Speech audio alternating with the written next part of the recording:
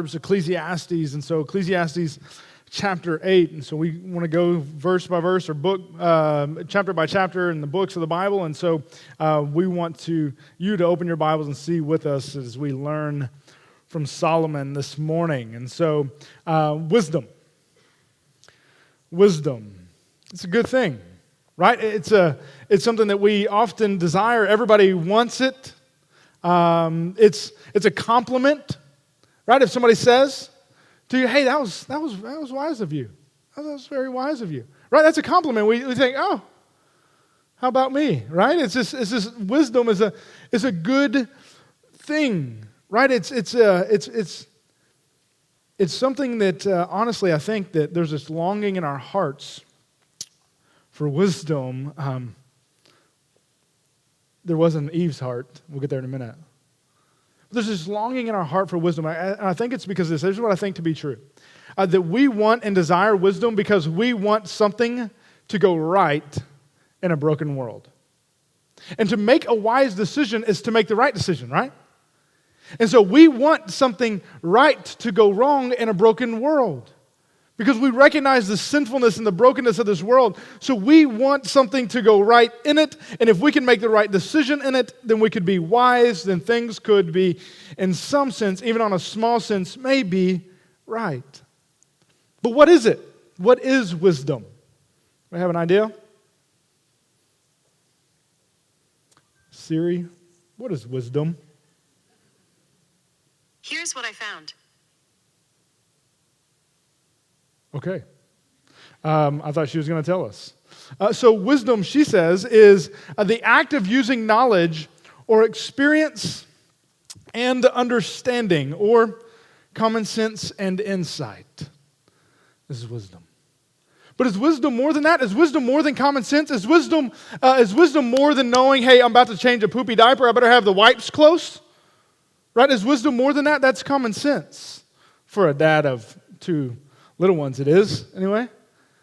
Right? Is wisdom more than just making common sense decisions? Well, wisdom runs throughout the Scriptures. Wisdom seems to be something good. If we look in Proverbs, Solomon is encouraging his sons to be wise. Make wise decisions. Don't be a fool. Don't be ignorant. Don't be unwise. We see it throughout the Scripture. The Epistle James says, if you lack wisdom, ask for it. But is all wisdom good wisdom? Eve says in the garden, right, whenever Satan comes and tempts Eve with the fruit of the tree of knowledge and good and evil. And he lays it before her, and she looks and she says, it is good to make one wise. So in some sense, Eve was desiring wisdom, but the wisdom that Eve was desiring was not to make the right decision, but to make the wrong one. So wisdom in that sense was not the right kind of wisdom. The Apostle Paul says in 1 Corinthians chapter 1 that God chose the foolish things of the world, not the wise. James says in James chapter 3, he seems to contrast that there's actually wisdom from above and wisdom from below. He says this in James 3:13, who among you is wise and understanding? By his good conduct, he should show that his works are done in the gentleness that comes from wisdom. But if you have bitter envy and selfish ambition in your heart, don't boast and deny the truth. Such wisdom does not come from above, but is earthly, unspiritual, and demonic.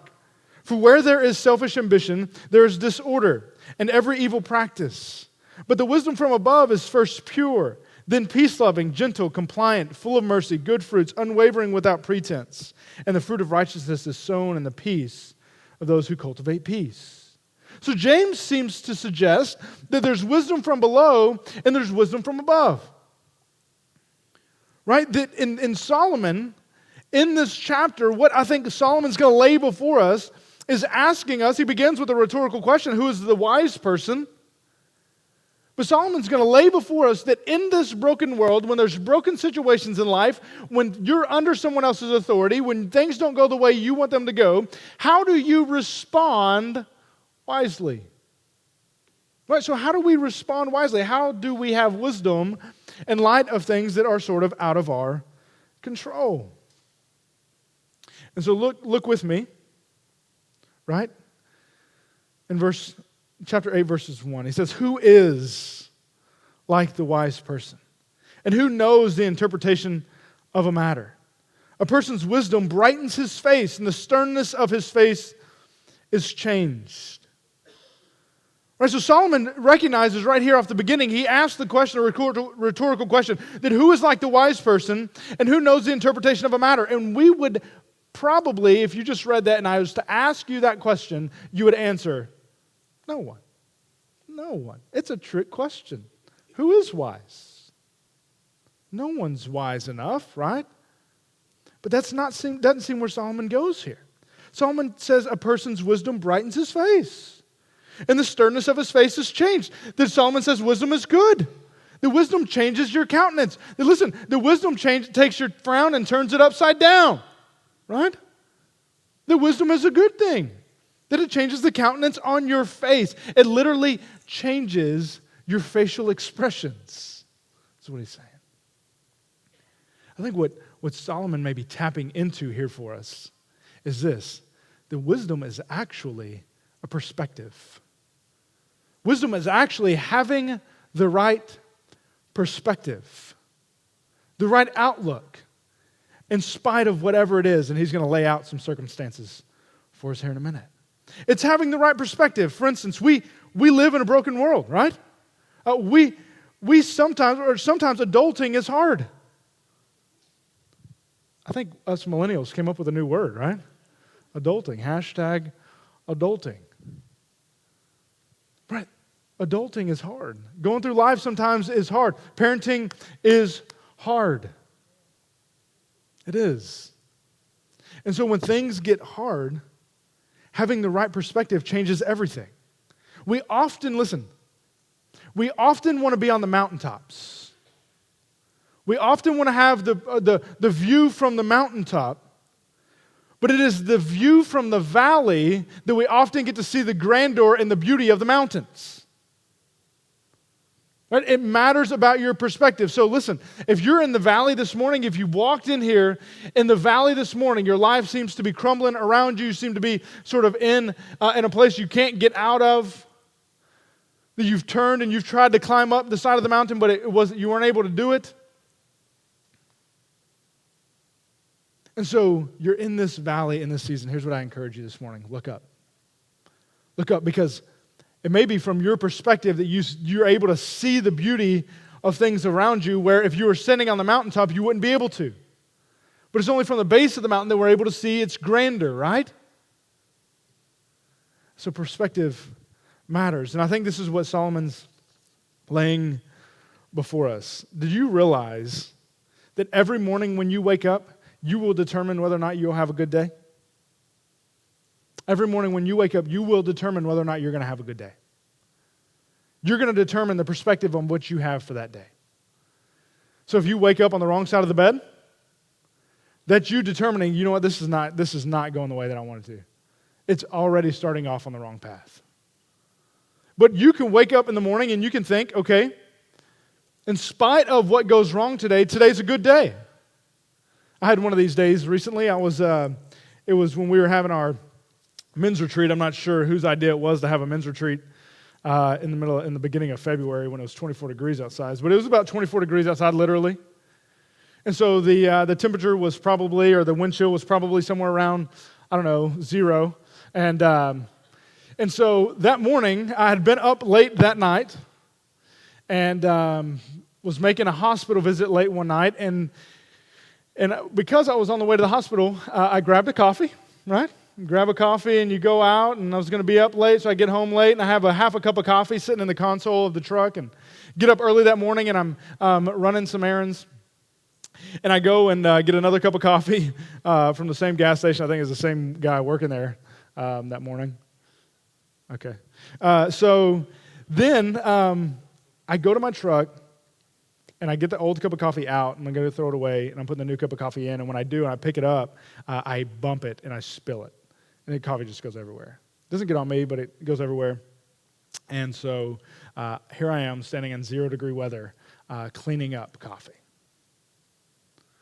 Now, the good thing is that I did have a warm cup of coffee when I got back in the truck. So I get home. We're probably, 7:30 at this point. So I get over and I take Ruth to school, and Ruth had to be at school at 9. And so I'm taking Ruth to school, and when Ruth and I pull up to her, the entrance of the school, I feel this tug on the truck that I've never felt on the truck before. And so I get out, and I look, and I'm sitting on the rim. My tire's completely flat. Mind you, it's 0 degrees outside, right? And so I go and I park in the closest parking spot that I could find, which at Collin College was not a close one. But I go and I find the close parking spot, so I'm out of the road, and I begin to get out there, and I begin to change my tire, leaving the truck running so I can go change my tire, get in the truck and warm up, change my tire. Mind you, I'm not in a coat. I don't have a toboggan on. I don't have gloves on. I wasn't prepared for a flat tire. My day was downhill quickly. But for some reason that morning, maybe because we're having the men's retreat, maybe because God had just given me a little bit more joy than He normally has, but for some reason that morning, my perspective was not changed because of my circumstances. That I was able to remind myself that, hey, it doesn't matter if I spill my coffee, it doesn't matter if I have a flat tire, whatever's going to happen, we're going to keep on going with this day, and we're going to win this day. And so every morning we wake up, we determine whether or not what our perspective is going to be like on our day. We do. And we carry that around with us. I think what Solomon is laying before us is this idea of perspective, that having the right perspective, or having wisdom, has having the right perspective. So here's what he says. Here's how he lays this out for us. We'll read through verse 9. He says, keep the king's command because of your oath made before God. Do not be in a hurry to leave His presence. Don't persist in an evil or bad cause, since He will do whatever He wants. For the king's word is authoritative, and who can say to him, what are you doing? The one who keeps a command will not experience anything harmful, and a wise heart knows the right time and the procedure. For every activity there is a right time and procedure, even though a person's troubles are heavy on him. Yet no one knows what will happen, because who can tell him what will happen? No one has authority over the wind to restrain it. There is no authority over the day of death. No one is discharged during battle, and wickedness will not escape. Wickedness will not allow those who practice it to escape. All this I have seen, applying my mind to all the work that is under the sun. At a time when the person has authority over another to his harm. So here's what Solomon lays out before us. He lays out this idea of authority, being under particularly a king or governmental authority. So Solomon is asking us, who is wise? Causing us to say, what is wisdom? Then how do we respond wisely under authority? Specifically when it's out of our control. And so government and authority, let's just lay this out here as a theological truth, that government and authority in general is from God. That God has ordained and instituted all authority on earth. And listen, we are the society that we live in, outside of our society, around the globe, we are under, in some way, an institution. And whatever you do, you're functioning within some sort of institution. Whether it's a regime in China, whether it's a president of the United States, whether it's your parents at home. There's been instituted by God authority. And so the question is, how do we respond in those institutions? And so, because we are living in what I said earlier, a broken world, that these institutions tend to be broken. Listen, authority is not the issue. It's how authority is abused in a broken world that is the issue. We oftentimes get upset with the government. Well, let's read a text in Romans 13:1. Romans 13:1 says this, I'll read it to you. Let everyone submit to the governing authorities, since there is no authority except from God. And the authorities that exist are instituted by God.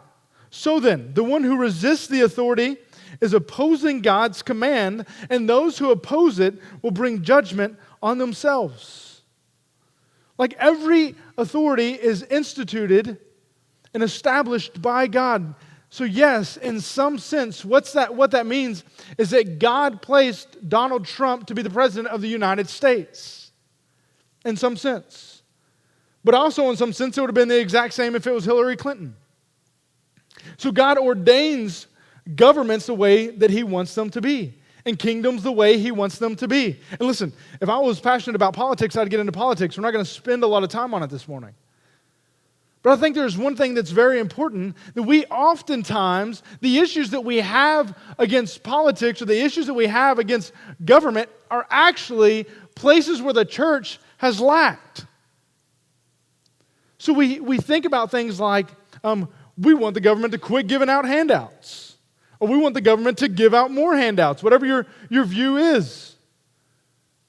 But the truth is that the church isn't coming alongside those who are in need and helping meet their needs as the body. Right? We have those who are vulnerable in our society. We have those who are in need. We have those who are in foster care, those who need to be adopted, and we want the government to pass pro-life issues, or maybe you don't. Maybe you want them to pass pro-choice issues or whatever it is. But it begins when the value of life happens at the church level, where the church is able to adopt, the church is able to foster, the church is able to push back darkness against the degrading and value of life. It starts at the church level. And so oftentimes where we get upset and frustrated with government actually is a lack of the church doing something. And so authority isn't necessarily the issue. But under the authority, we have to submit. This is exactly what he says. But notice why. Because he says in verse 2, keep the king's command because of your oath made before God.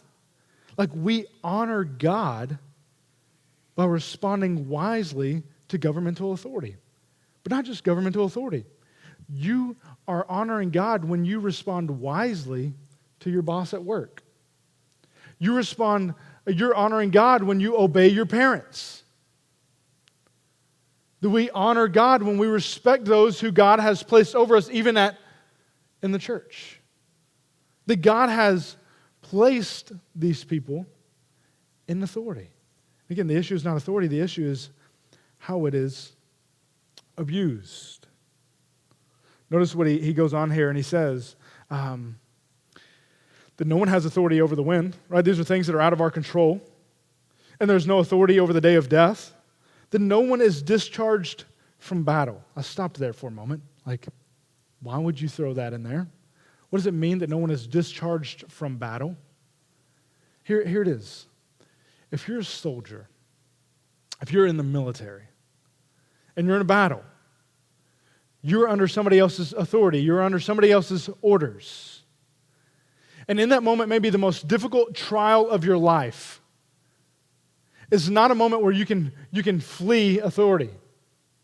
Not a moment where you can run from battle. It's not a moment when you can sort of decide for yourself what you want to do, yet you have to honor the authority. If you go back up to verse 3, he says, do not be in a hurry to leave his presence, and don't persist in a bad cause.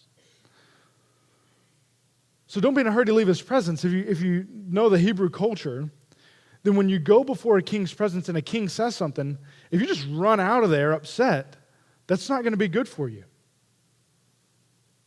Esther, a book in the Bible, there's a lady named Esther. She was actually a princess. She was in the king's house. And she needed to go before the king on behalf of the Jews. And she says, I can't go because if I go before his presence when it's not my time, then he'll kill me. So being in the king's presence was a very important deal, and to flee his presence hastily, to run away from what he was asking you to do is not okay. And I think this is what Solomon is saying, is you can't be, nobody's discharged during battle. Like when times get tough and it's out of your control, isn't the time to flee. It's the time to just submit to authority. And by doing so, you're honoring God. Then he goes on. Or you may ask the question, okay, so what about governmental authority that is not obedient to God? I think we have to ask that question. Well, notice what he says, verse 5. The one who keeps a command will not experience anything harmful, and a wise heart knows the right time and procedure. For every activity there is a right time and procedure, even though a person's troubles are heavy on him. He says there's a right time for everything. There's a time and a place for everything. That's wisdom. It's being able to know and discern when that right time is. So if you're under a government that is oppressive or asking you to do something that you do not want to do, you have to first submit to God and then to that government. Our minds should immediately take us back to Nazi government. There's a guy named Helmuth von Moltke who was a soldier in the Nazi army, yet he was a Christian. Yet he was asked to do things that is not okay to do, that is unjust, and that is degrading, is not honoring God. And so how is he going to honor God in such a wicked governmental system? Well, he did. He let Jews go. He did not arrest them. And so he was actually found out, and he was actually killed. He was actually tortured and killed for standing up for his faith and honoring God instead of honoring the government. So there is a time and a place when submitting to governmental authority or submitting to authority in general that's asking you to do something that's beyond what God would ask you to do, that's not honoring God, that we have to make different decisions. But notice this in verse 9 at the end. All this I have seen, applying my mind to all the work that is done under the sun. And at a time when one person has authority over another to his harm. That those who have been placed in any kind of authority are held to a standard on how they or what they do with their authority.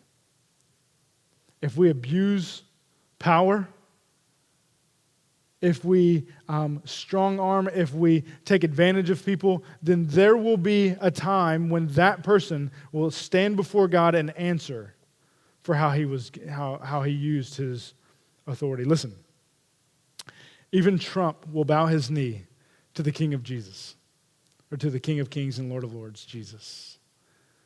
Right? Every king, every authority figure on earth will bow their knee to Christ. Because he is King of Kings and Lord of Lords. He is the ultimate authority. The question that Solomon is laying before us to remind us is, how are we going to wisely respond to those in authority? Let's continue on. I think what Solomon continues on is the church. Those who are leaders in the church, but those who are also believers. He says, in such circumstances I saw the wicked buried. And they came and went from the holy place, and they were praised, or actually a lot of versions think that it says forgotten in the city where they did those things. This too is futile. Because the sentence against an evil act is not carried out quickly, the heart of the people is filled with the desire to commit evil. Although a sinner does evil 100 times and prolongs his life, I also know that it will go well with God-fearing people, for they are reverent before him. However, it will not go well with the wicked, and they will not lengthen their days like a shadow, for they are not reverent before God. So the question is, who's these people, these wicked people going in and out of the holy place? Right? It's either just religious people, or it's those leaders that are putting authority over people in the holy place.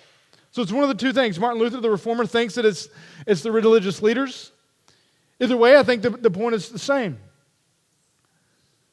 The idea of what it looks like to be wise is to respond in a way of what other people think about you, yet really doesn't matter in the end. And so when sin comes up, when things come up in our lives, or when things come up in other people's lives, instead of dealing with those sins, as it says right here, instead of because evil was not carried out quickly, or because an evil act was not dealt with and carried out quickly, then it just causes other sins to stir. And so as leaders, as Christian leaders, as the church, or as brothers and sisters in Christ, what is wise is to respond to one another addressing the sin in one another's lives and not letting it fester. Because when we do let it fester, when it's not handled quickly, then rather what we're allowing is other sins to just commit. And so the wise thing is not what the world would say wise. What everybody else would say, just let it go. Don't worry about it. Just let it go. But wisdom says, from a biblical perspective, says, no, deal with it so that things will actually get better instead of getting worse. And so don't fear God, or don't fear man, fear God.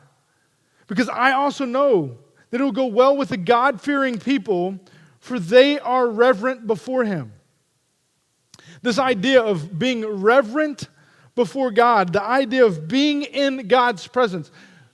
Reverence or fear of God is not in some trembling sense, but recognizing who you are and who He is. And so when we're reverent before God, here's what we're actually saying. We're not in heaven standing before God, but we are always in the presence of God. So we are always making decisions in front of God. God always knows what we're doing. So being cognitive of the idea of who we are and who He is, and then we're constantly in the presence of God. That we are reverent, we're in awe of who He is, and as we are before Him. But listen, it's the wicked who aren't in awe or in fear of God. They're more focused on what other people think than what God thinks. So a wise perspective is to always be in consideration of what God thinks, not what others think. Lastly, he goes on. The last section, he says this: there is a futility that is done on the earth. There are righteous people who get what the actions of the wicked deserve, and there are wicked people who get the actions of the righteous deserve. And I say this too is futile. So I commended enjoyment, because there is nothing better for a person under the sun than to eat, drink, and enjoy himself, for this will accompany him in his labor during the days of his life that God gives him under the sun. And so he says, I see that there's the righteous people who get with the actions of the wicked, and there's wicked who get the actions of the righteous. What he's going is, I see things that aren't going the way they're supposed to go. So even in spite of that, in spite of the fact that things aren't going the way we think they should go, that we should respond wisely. So how do we respond? He says, well, I've commended you. I've commended you enjoyment. Now, I've talked about joy multiple times, but he's not said up to this point that he's commended it. And what's interesting about this commended is that this word is actually meant for praise. It's meant for praise. It's this idea that God has given something to cause us to praise. He's commended something to us that God has given us. Now, if we look at this for a moment, we can ask ourselves, what is our perspective?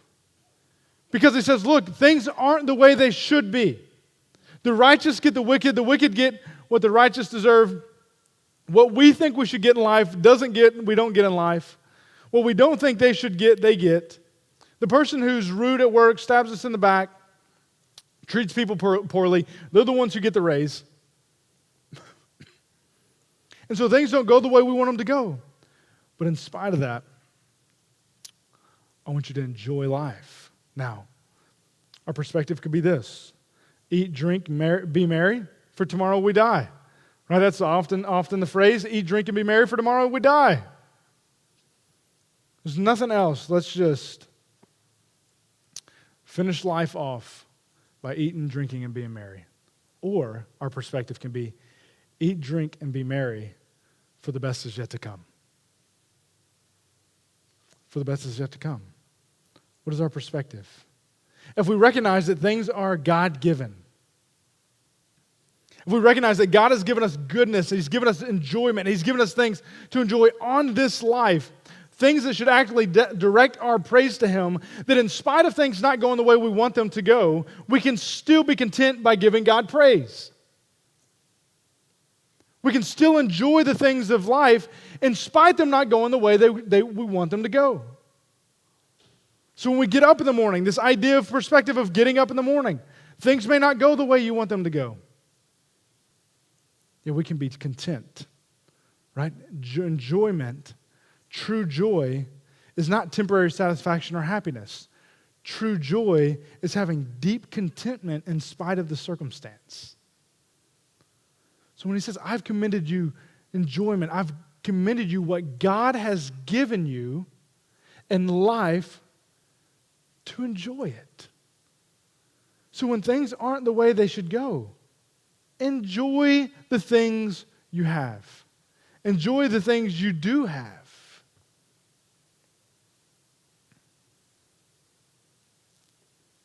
So the question is, so who is wise? That's where he begins. Who is wise? Who has wisdom?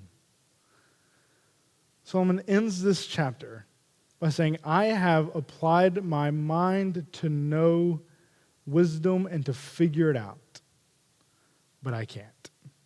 I've labored, I've worked hard, and I cannot find it. And even if a person is wise and claims to know it, he's unable to discover it. So how are we wise? How do we have the right perspective on life? How do we wake up every morning content in spite of the circumstances? Just by pulling yourself up by your bootstraps and giving it a day? Not spilling your coffee? Not running over whatever pops your tires? Is that it?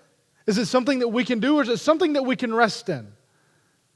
Because if it's something that we can do, then we're going to try hard and hard and hard and labor all these days to figure out how to do things right, how to have the wisdom to make the right decisions in the right circumstances, how to have the right perspective in the right circumstances. Yet we're always going to look for those things and never find it.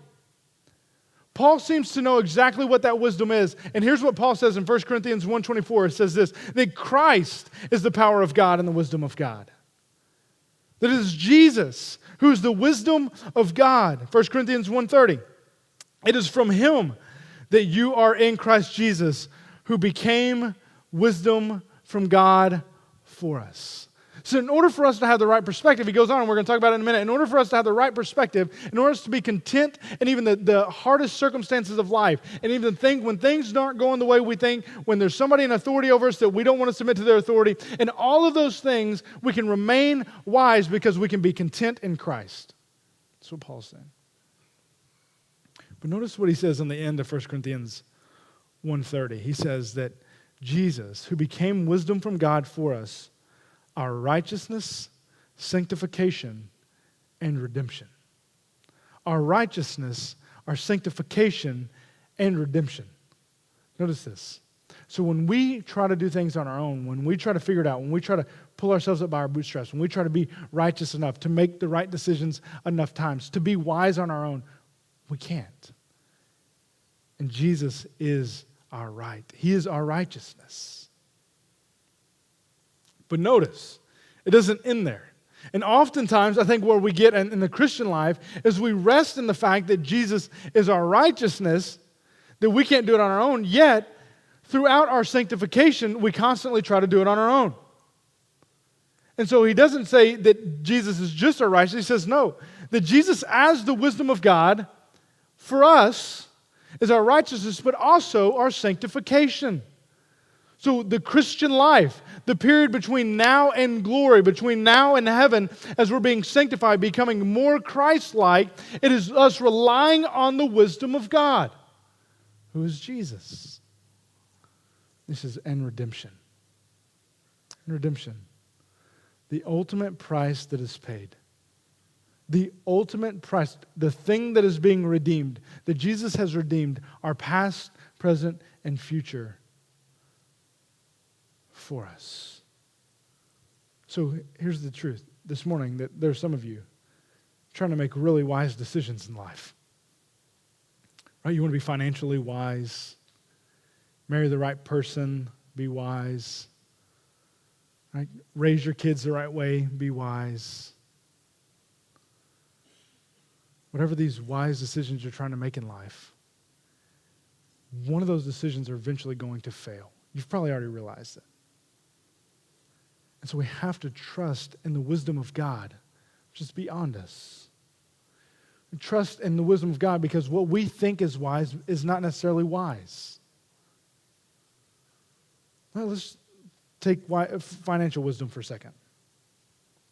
We think that it's wise, or let's say we in the sense of society, think that it's wise if you just make more money, save more money, whatever it is. But the more money you make, the more you realize you don't make. The more money you have, the more you want or need.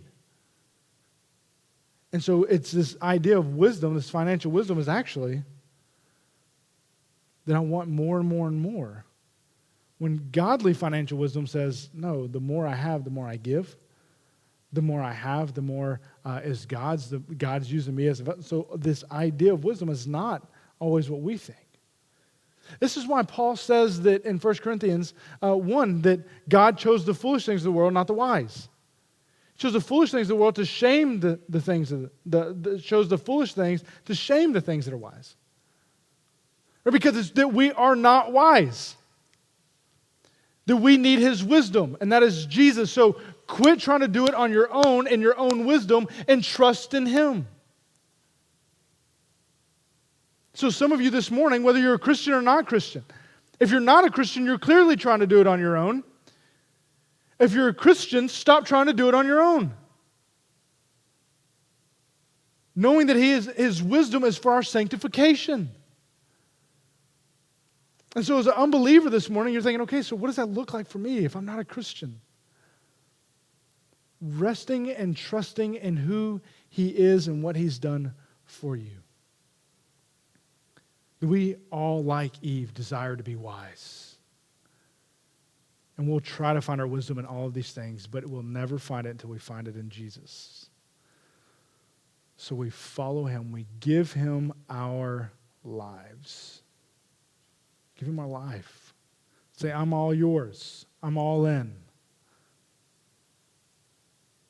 And you follow Him. You believe in Him, and you follow Him every day. Let's go to the Lord in prayer.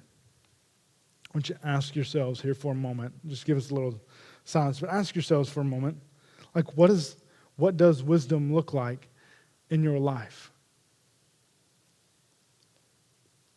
Thank you. What does decision-making look like in your life?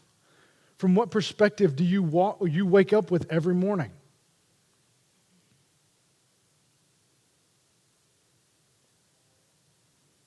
What does the countenance on your face look like?